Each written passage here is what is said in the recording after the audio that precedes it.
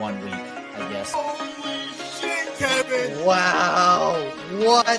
You get this only nowhere else but the Kevin and Zack. Kevin, I'm not gonna lie.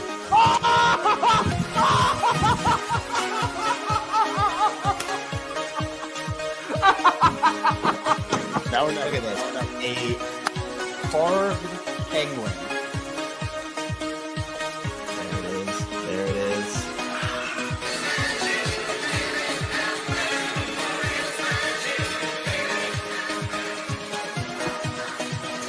Oh no. Are the O's fine? Are the Orioles fine, Kevin? I was so embarrassed. Okay. The Orioles stole it. That game was stolen. It was stolen from them, then they stole it right back. What? Oh my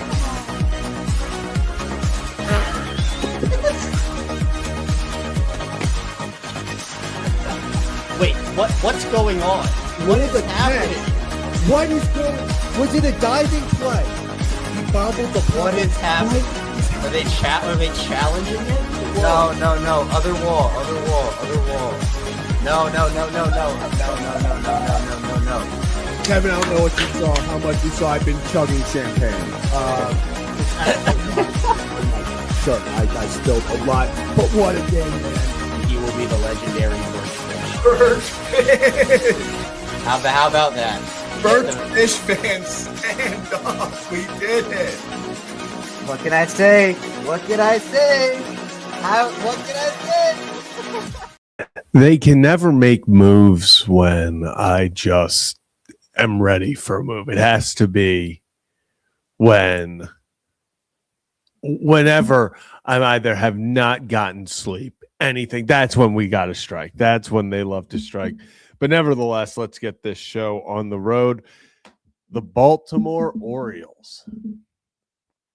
The Baltimore Orioles are back making moves, and this one they're bringing back an old friend. And let's get a little breakdown here courtesy of Robert Murray.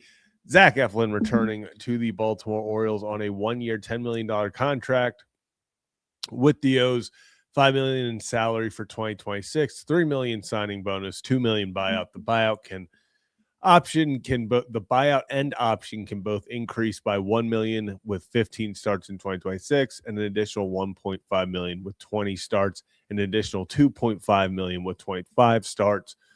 Mutual option can max out at $30 million while the buyout can max out at $7 million. So Orioles return an old friend last year, Zack Eflin, coming off obviously season-ending surgery. So felt like that might be an option for the Orioles this offseason, a guy that they obviously are comfortable with.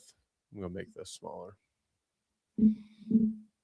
Guy that they're obviously comfortable with. They know he's a veteran. He gets along with guys in the clubhouse. He is a leader.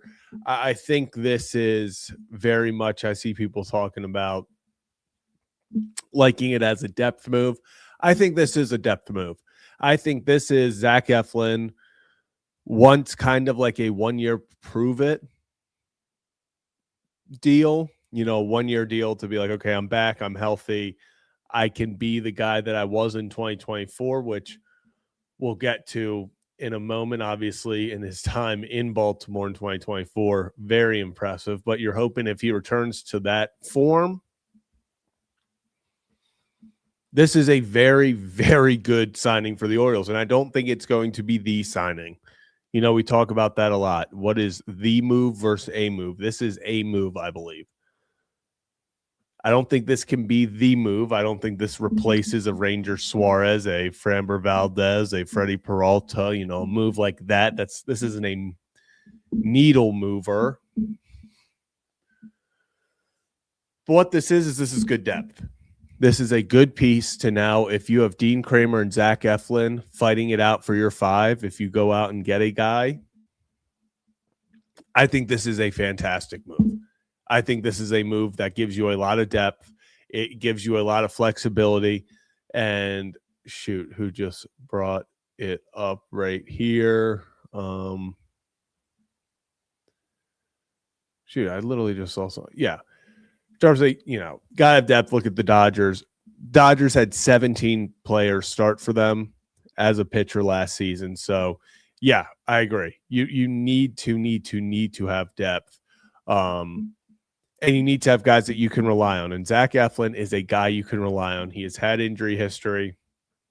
He has had seasons where he does not pitch in a lot of games, stretch of just 18 games, 20 games, then pitches 31, 28 in 2024 before only pitching in 14 last season. But as everyone remembers, in that post-deadline 2024, Zack Eflin was the guy in Baltimore. I mean, even for a time, he was kind of seen as the team's ace in that August when Corbin Burns was struggling. He was having his yearly August downswing.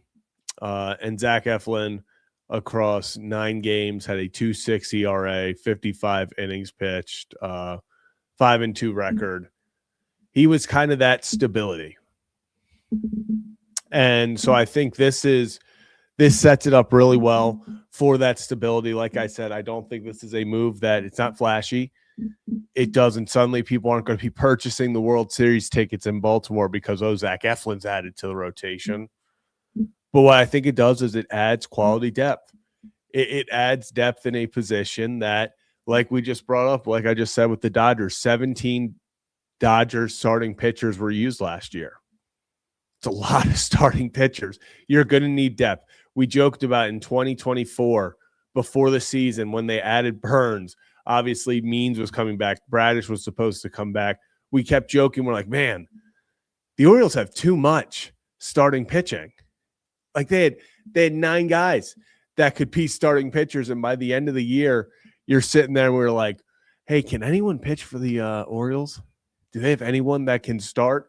So you can never have enough starters. You can never have enough quality depth guys. And that's exactly what Zack Eflin is. Let me pull up his baseball savant real fast, because it was definitely a down year, all things considered, for Eflin, especially with 14 games pitched only. But last year he did what Zack Eflin does. He does not walk guys. 98th percentile in walks in both 24 and 25 and 23. He was a 99th percentile walk guy, and then 91 percentile in 22. That's what, we always talk about. Why do you love Zack Eflin? He doesn't walk guys. He doesn't walk guys. So it all comes down to not allowing extra guys on base. We've seen how many times, especially it feels like throughout some of these young starters. We talk about Cade Povich, probably the most, but allowing guys on, free runners, all of a sudden you go, you get the first out, then you walk the next 2. Suddenly guys are in scoring position. Letting guys on base, it comes back to bite you. Nothing good ever happens after a walk. So Zack Eflin limits those, I think, in this way, in this role, because I'm not sure, I don't think he's going to start the year on the team. We will see what happens there and if he is ready to start the season. But either way,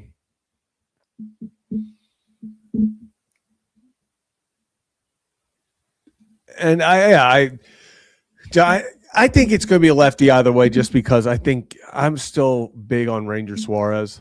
I still really think it's going to be Ranger Suarez. I think once the years come down, it just makes too much sense to not be Ranger Suarez.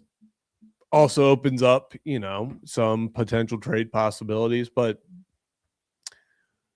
I also wanted to do this just because obviously we have, that's not what I wanted to do. So currently the Orioles, if you look at it, you have Trevor Rogers, Kyle Bradish, Shane Baz, Dean Kramer, Zack Eflin. So here, I'll share it. I'll share the screen.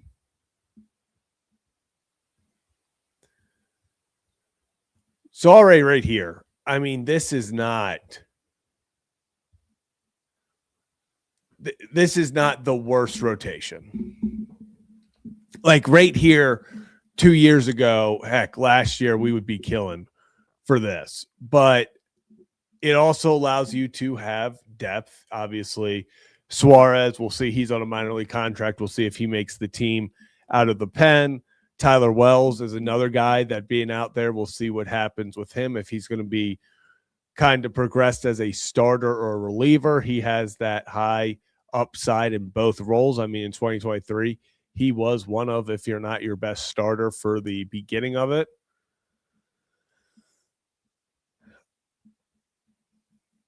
You know, I just think I think that this rotation, you add a guy like Suarez and you put him, you know, you could put, I still think Bradish won, probably then Suarez, then Rogers, then Baz, then you have Eflin and Kramer. I mean, that's a really nice 1 through 5. Really nice 1 through 5. Join me though. Talk about it. Hit that like and subscribe button you haven't already. Kevin and Zach react, going live after every single Orioles game, Ravens game, and breaking news and all of that. We have the one, the only Kevin Ostriker.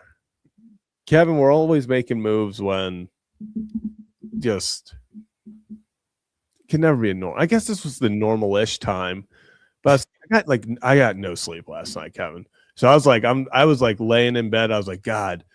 I was like, you know what? It's almost nighttime. And then it's like, oh, yep, Orioles make a move. Okay, here we go. Back on the horse. How we feeling?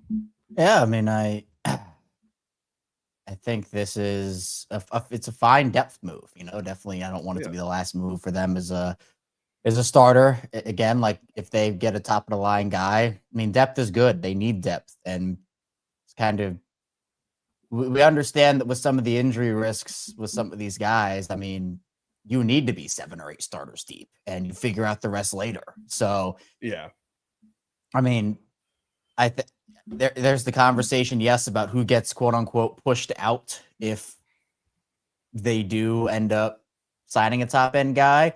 But for a depth piece, for Eflin to be a 6th starter, or and that's a good conversation to have. Yeah, it's the conversation I think a lot of teams have to have at this point. Like you don't want to avoid hurting feelings and just say, okay, we're gonna go with 5. And we're not going to exclude anybody. So if we sign a 6th guy, we'll hurt that guy's feelings by putting him in the bullpen or, doing whatever. You need to have those conversations. So I think at the end of the day, like it's a fine signing for me. It's kind of like what we've been saying, though. It can be a move, but not the move. I think that's kind of the way to put it. Kevin, and people will probably take this out of context the wrong way. This can't be the Charlie Morton move. Like last year, it's the same thing where we're like, honestly, as a depth signing, I like it. It can't be the move. Now, unfortunately, that was the move. Yeah. Like that was the move, and that was where it became the issue. Yeah. If you still get a Ranger Suarez and now Zack Eflin is a cheap depth piece, this move's incredible. I mean, this is for the upside, $10 million for 2026, for the upside that's possible there if he's healthy, because when Zack Eflin's healthy, he's a bona fide number 3. It's really good. Yeah. So you add that, he slots in behind Baz. I mean, whether Kramer, because guys are going to be injured. We talk about it all the time. Guys are going to get hurt. You're going to need your depth. So for me, it's a move that I don't think it's going to be the move. I still think they have more to come and more in the works. I still think they need a reliever. I think you need one more starter, but I mean, they're definitely being aggressive this year. If this is their quote unquote depth signing, I mean, we've seen a lot worse depth signings in the history over the years than bringing back a guy who's pretty solid for just 10 mil. Yeah, and again, I saw your tweet about it being a cheap deal, and I'm like, man, can I get a cheap deal? Can I hold? So I'd do a cheap deal for a tenth of that, and I'd be good to go. But yeah, I mean, there's a lot that the Orioles still can do, and we know that yes, like you talked about the aggressiveness, and I can't sit here and think to myself that Mike Elias hasn't learned from last year.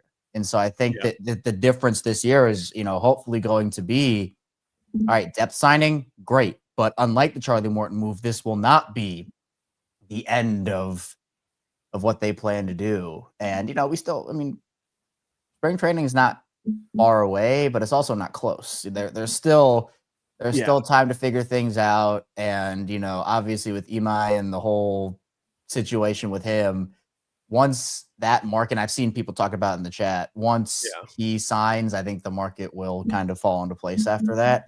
But until then, you're just kind of in wait and see mode. But I'm glad that they got, again, if you can check off all your boxes, because I do think that depth starter was one of those boxes. So if you can check off all of your boxes and then, okay, just get that big last one, save it for last, and have that be your final move, I'm all right with that. I'm okay with that.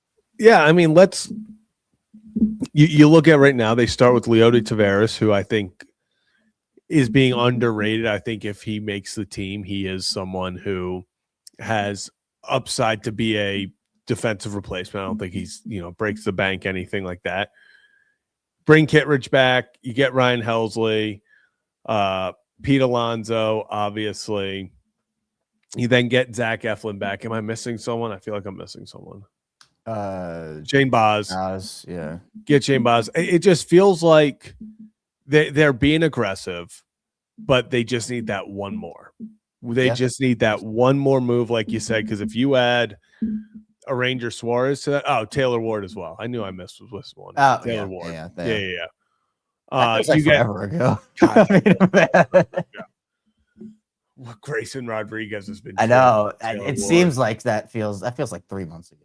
It really does. But yeah, I mean, they're being aggressive, and I think they're opening the wallets. If this is a quote unquote cheap deal for the Orioles, if they're giving up $10 million, they gave Tomo and Morton 15 each last year for 1-year deals. So I think Eflin, especially at this age, is going to be more productive than those two were. So yeah, in a vacuum as a move, I like it as a depth spot. But as we keep saying, cannot be your last move, especially for that rotation, because I think you have an opportunity to make that rotation really, really solid, but you got to take advantage of it. There are options out there that fit this ball club really well, and I think if you're able to go out there and capitalize on it, get a Suarez or a Valdez,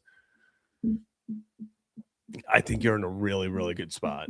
Yeah, I agree. I think this has been a really, really good offseason for them. I mean, if they don't get a starter, I'd be pretty disappointed, like a top of the line guy, obviously, because they've checked off so many of their boxes and proven that, they are going to be aggressive. And that mentality has made me excited. I know it's made a lot of other people excited too. So got to keep it rolling. And I know, again, best case scenario, you don't have to rely on Eflin a lot, if at all, this season. Like that's the best case scenario. And then that's assuming obviously they get a top of the line guy. Like best case, everybody stays healthy, and Eflin can be like that sixth guy moving up and down. Maybe if a guy has to go on the IL for a couple weeks, but I mean, ideally, the Orioles aren't making this move, in my opinion, at least, with the notion that Zack Eflin is going to be starting every fifth day for us for the entire season. No. I think that obviously for them, if they don't have to use Zack Eflin in a big role this season, that is, to me, the best case. Yeah, and I got to find out, do we know what Eflin's health looks like? You mean like right now? Yeah, because obviously he got – I just want to know, because I think he's going right by spring training. Yeah, I don't know if he's healthy right at this moment, but yeah. So I'm just trying to see if we got anything. I'm honestly not sure. MLB.com, nothing. You would think they'd be helpful. Yeah, but no, I agree. I don't think he's a guy that you're hoping for every fifth day. You're hoping that when his number's called, he's going to be a good, reliable guy to maybe help with, he was there. Actually, he might have been there in Tampa during Shane Boz's best year. So, hey, maybe even if he's a mentor, like even if he's a mentor to young guys like that, Always that good matters. to know people on the team. Yeah. We talk about all the time getting mentors and having, these leaders. And it's not lost that, last year's was a 42-year-old Charlie Morton, and it didn't work out well. So if you get a guy that's closer to his prime and was actually pretty valued as your quote unquote depth signing vet, that's a big step. I think. Yeah, it's huge. And I think for the Orioles, the AL to me is so wide open. And that's why I think this is, last year, obviously, it was wide open as well. And that's what made last offseason so disappointing. I still think it's wide open this year. There are a lot of contenders, a lot of teams that could make noise. There are teams that are making moves.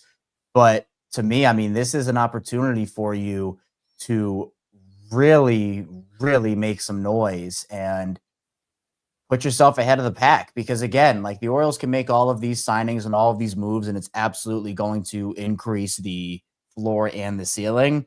But I said this last offseason, and I will stick with it again this offseason. The floor and the ceiling of this team is going to come from their young players. Without a doubt. Can Gunnar Henderson bounce back? Can Colton Cowser bounce back? Can Jordan Westburg stay healthy? Can Adley Rutschman bounce back? All those guys, because realistically, I don't want this to be hey, we're relying on Trevor Rogers to have a 0.5 ERA for the entire season. Obviously, ideally, Bradish has a great full healthy season, and Kramer is able to consistently be the Dean Kramer that we know can be super, super dominant. So it's like Pete Alonso is going to help. Taylor Ward is going to help. These guys are going to help. But to me, it's going to be on the guys can Kobe Mayo take a step, assuming he stays, with Jackson, can he take another step?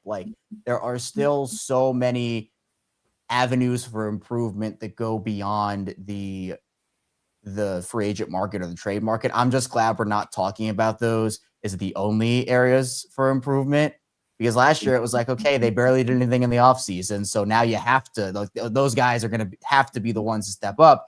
Now you take some of the pressure off their shoulders too, which I think is a really good thing, right? You bring in these vets and you're not putting as much pressure on them, these younger players, which I think, again, not that they can't handle pressure, but it's good to know that you have Pete Alonso at the heart of your lineup, and you don't have to do everything for this team if you're a young guy.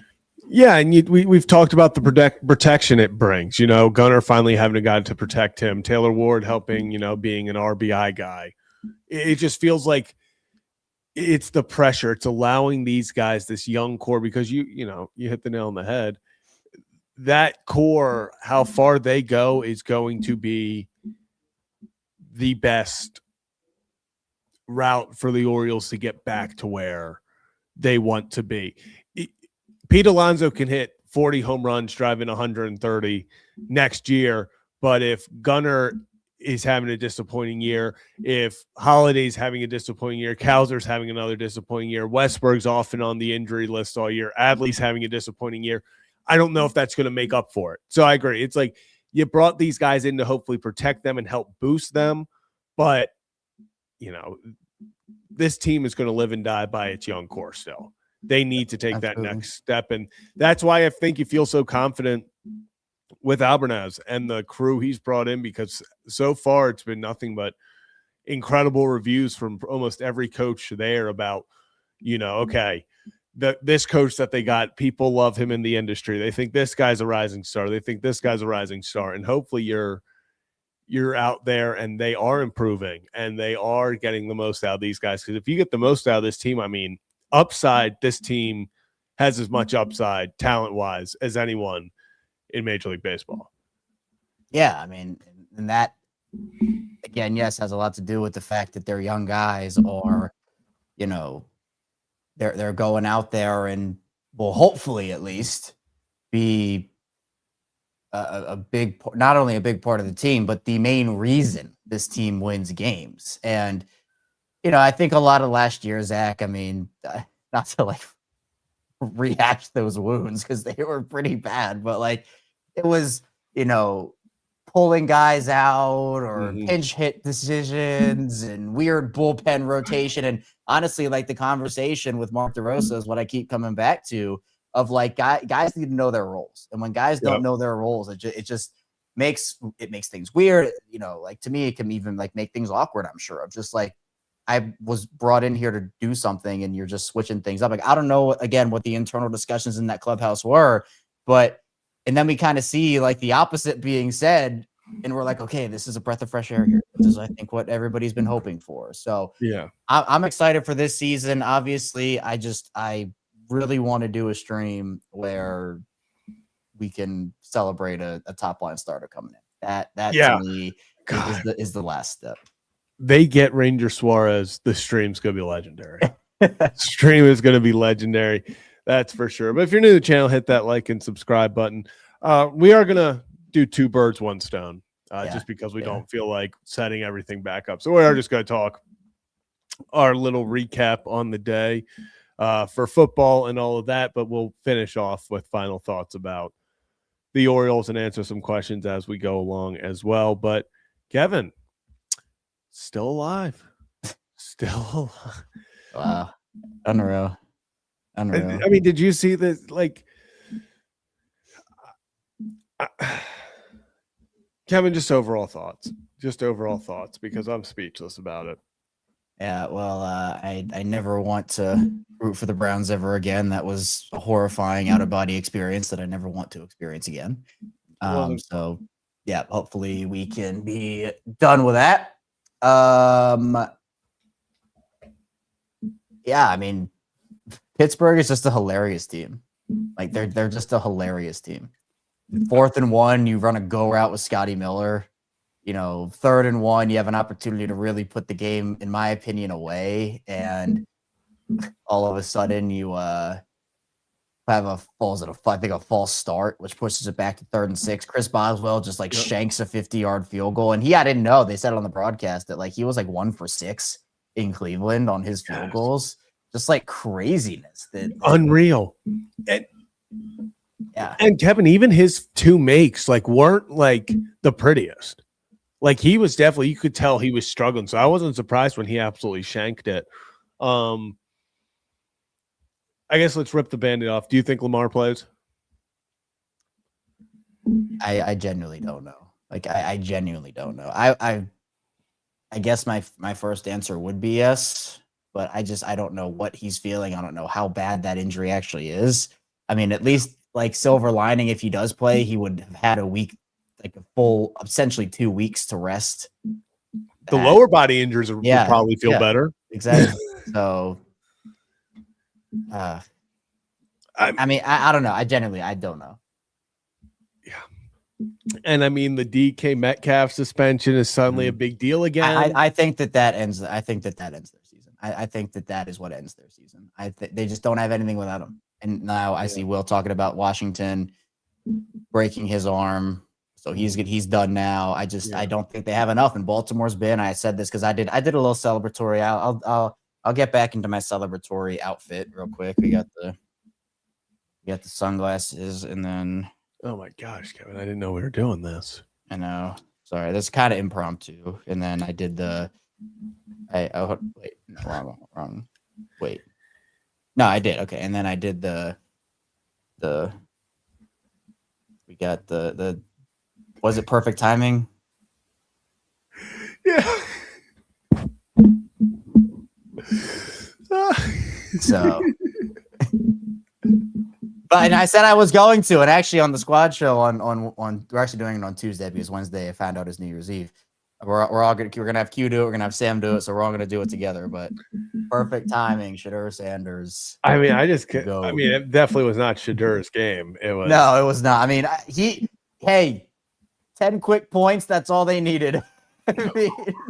I thought they were going to go on a run. I was like, I genuinely was sitting there and I was like, okay, they're going to Cleveland's going to go up at least 17-0. Well, and honestly, when Jack Sawyer intercepted that ball, I thought to myself, he has to score a pick six because they are not going to do anything with this. Like it was that bad for them. Like it was genuinely that bad. And actually, Nick Herbig dropped a pick six. Yep, literally because the Steelers that was right after the 4th and 1 go route to Scotty Miller. Then Shadur's like, I'll hand it right back, and he dropped it, and that would have tied the game. No, giving them the lead. No, I don't know if they had the field goal at that point. No, they hadn't. So it would have tied the game. Would have been 10-10. Gosh, crazy swings. It just this. Kevin, we're gonna have honesty hour. Do you think if they make it in that they can go on a run? Here's what I think is their path. I guess now Buffalo's probably not going to get the 5 seed because they lost. I know, which sucks because it's going to be Houston. Yeah, I think they would have beat Buffalo. I think this version of Buffalo is not very good. So if they beat Houston and it's Denver as the 1 seed, I think they go to the Super Bowl. That's my hot take. If they beat Houston and Denver is the 1 seed, I think they go to the Super Bowl. Because the 4 plays the 1 unless there's a crazy upset. So yeah, but so that's what I'm saying. So then you think they would just host winner of probably Buffalo. I think Buffalo loses to Jacksonville. All right, so you think they play the winner of Jacksonville? I think that it would go Houston, Denver, and then it would be a battle with the Patriots for the championship.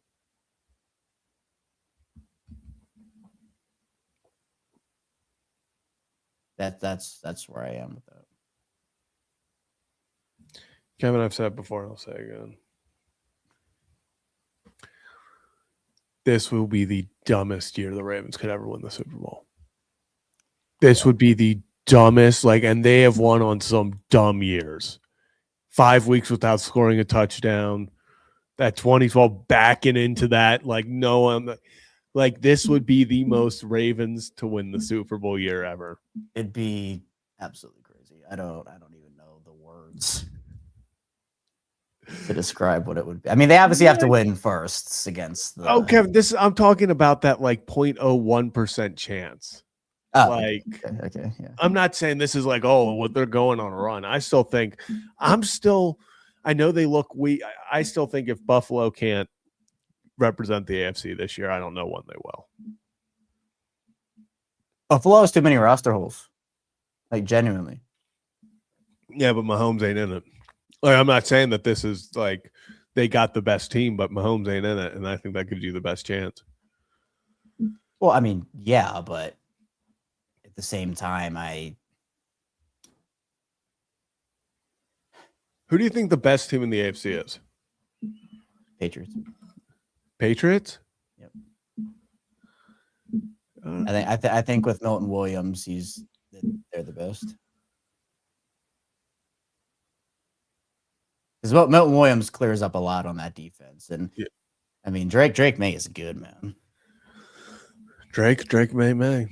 Yeah, and they're gonna get a lot healthier too. They've been missing Robert Spillane for a little while now, and Harold Landry has been banged up. I think the Patriots are really good, but that's where it's there's a lot of uncertainty. A lot of young quarterbacks.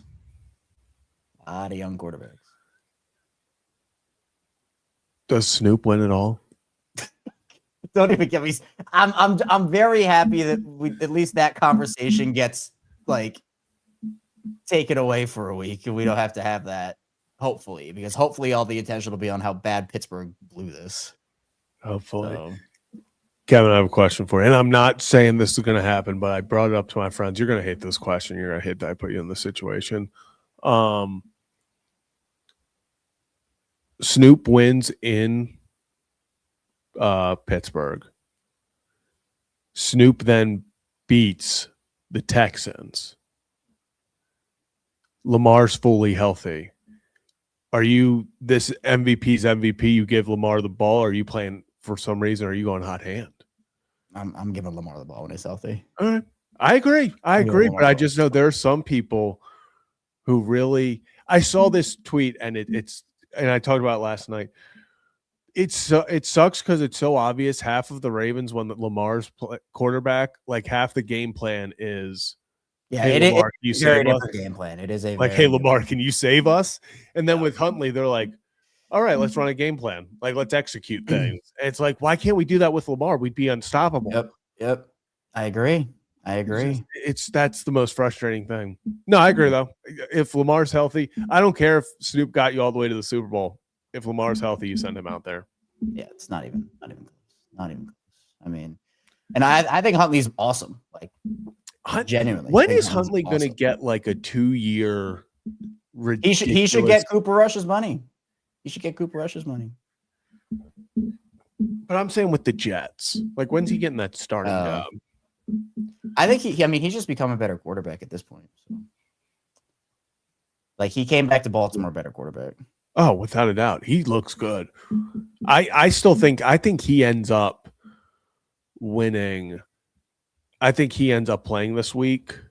I think no matter who lines up, they beat Pittsburgh. Because I'm going to be honest, even if Lamar's there fully healthy, I'm having the same game plan that they just had and the same game plan that you used in week 18 and the wild card weekend last year. I'm doing the exact same thing. Yeah. I don't hate that. At all. I mean, Pittsburgh, especially. What's Derek Carman? What is his? What do you mean? Is he out still, or what's his? No, he's been back for a little bit. All right, so he is back. Yeah. The Steelers are the best run defense the Ravens have faced in the last 2 weeks. If that's like a way to put it. Yeah. It's going to be really intriguing. I think they can do it. So, I mean, I think it would be disappointing if they, especially how last game ended, you got to go make a statement. Yeah. I mean, I just don't think Pittsburgh has the horses. The Steelers had like 34 yards rushing last time they played the Ravens. Yeah, and it was it even that much? Yeah, it was because it was 2 yards a carry, 17 for 34. And DK Metcalf at 148 receiving yards. Next closest was Jalen Warren with 49, and he was their entire offense. So I genuinely think that DK Metcalf getting suspended eliminated Pittsburgh from the playoffs. Assuming the Ravens win. I don't want to get too far ahead of myself. Yeah, and that's the biggest thing. It's like the Ravens have to win this game. Like, it is funny because it's like that reality hit. Like, when they'd won, I was like, oh my God. Like, I felt like it almost felt like we made the playoffs, and then it's like, okay, we do have to take care of business. But I agree. I think DK being out just destroys, and now with Washington as well. Yeah, and even Calvin Austin might not play again. So that he missed this game. Yeah, and like you said, 4th and 1, you're somehow still running, just fade routes to Scotty Miller, deep ball. And that run game was working. Like it was the Ravens classic.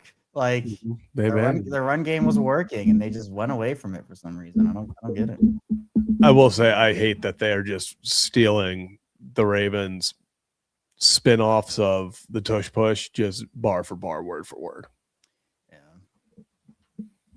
Man, I thought when the Steelers got the ball back, they were gonna score a touchdown, go for 2, and that would have been it. I was getting pretty nervous. Yeah, they were definitely going for 2, right?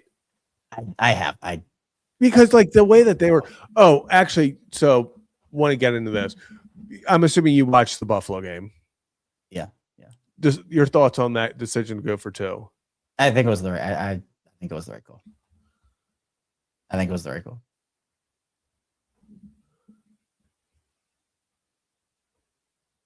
Kevin, I do. you had held that offense to 17 yards in the second half. You were driving down. You were dominating. But they had it though. Like they had it. They would have won the game. And they did, but they didn't. But they had it. That's my thing. Like it was a They good had call. momentum and they were at home. You kick that. Your defense is you got that place rocking. I don't know. I personally like going for 2 for the win. So maybe it's just a little like bias for me that I genuinely favor that. But I personally am okay with them going.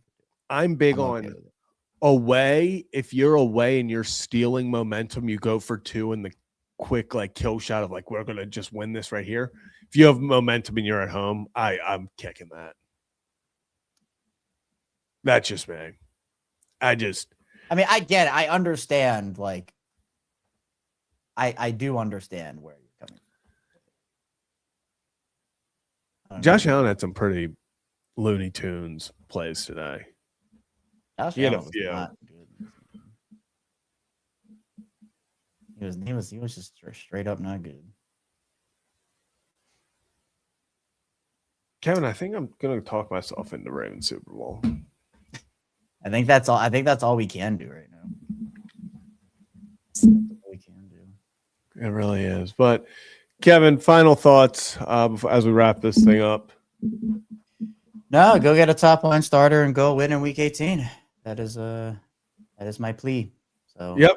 So anything else, Kevin, before I guess anything for Locked On Ravens that you're doing, any specials, anything that the people No, should know about we're tomorrow? Yeah, just regular show, 6 a.m. So you can, obviously shameless plug. You can find that on YouTube or wherever you get your podcast, video, audio. So we're having fun. The watch along was fun on Saturday night. I guess the last thing is, do you think the game's going to be Saturday night or Sunday night? Praying for Sunday night. Honestly, and this might be a very hot take for me because I was so adamant that I hated the Saturday night thing. I didn't actually hate it at the end of Saturday night. Actually, so if it just changes my vibe. You know what? Saturday night, because that's the only night we've won primetime so far this year. So yeah, right. Good luck, Char. Gosh. Orioles just officially announced that they agreed with the deal with Zack Eflin. So it's, welcome back, Zach. Beautiful. Absolutely beautiful. Awesome. So hit that like and subscribe button. Kevin and Zach React. Ryan Ripken Show. We will be live Monday through Friday, 5 p.m. live at 5 till further notice. We'll be back after the Ravens game next weekend. We'll figure it out as they fight for the AFC North. I can't believe this is actually happening. I know. It is crazy. I have some memes ready about the Steelers just in case. Don't you worry, Kevin. But that's going to do it for this edition of Kevin and Zach React. Orioles get another depth signing, bringing back Zack Eflin. Ravens still alive as the Cleveland Browns come through for them. We'll catch you next time for another edition of Kevin and Zach React. Did we do an Oriole or a Raven this time? I guess an Oriole, right? Yeah, I guess an Oriole. Taylor Teagarden. Pretty good one.